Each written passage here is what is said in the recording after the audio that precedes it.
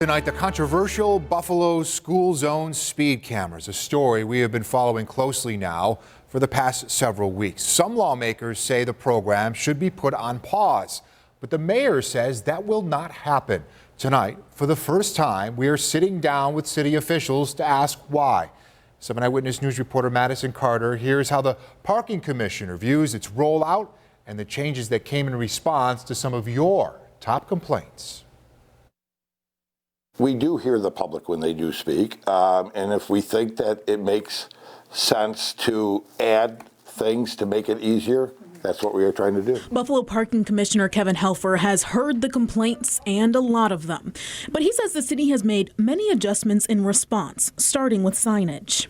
We've added more signage than the law says we have to do, and we will continue to do that. Helfer says there's a lot of confusion still about the times that people can be cited. One size does not fit all. Every school's start time and end time are different. So forget what you've heard about certain hours. Beacons turn on an hour before each school begins, and they remain on an hour after dismissal.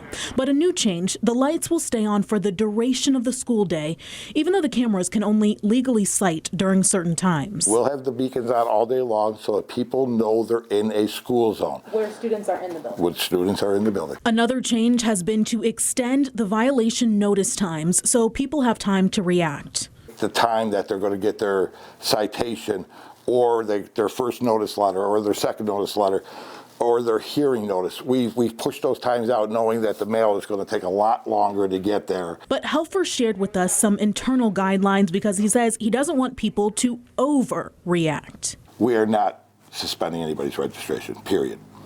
We are not charging late fees at all. The commissioner said he's going to let the public know when and if that changes, but he says he feels the city is reasonable when someone wants to contest a citation. The problem before was people not being able to get in touch with anyone, which he says is being rectified by the camera vendor looking for a local call center location by February. I think over the last 3 or 4 weeks, the big difference in this whole program is if people have questions, they're getting their answers answered quickly.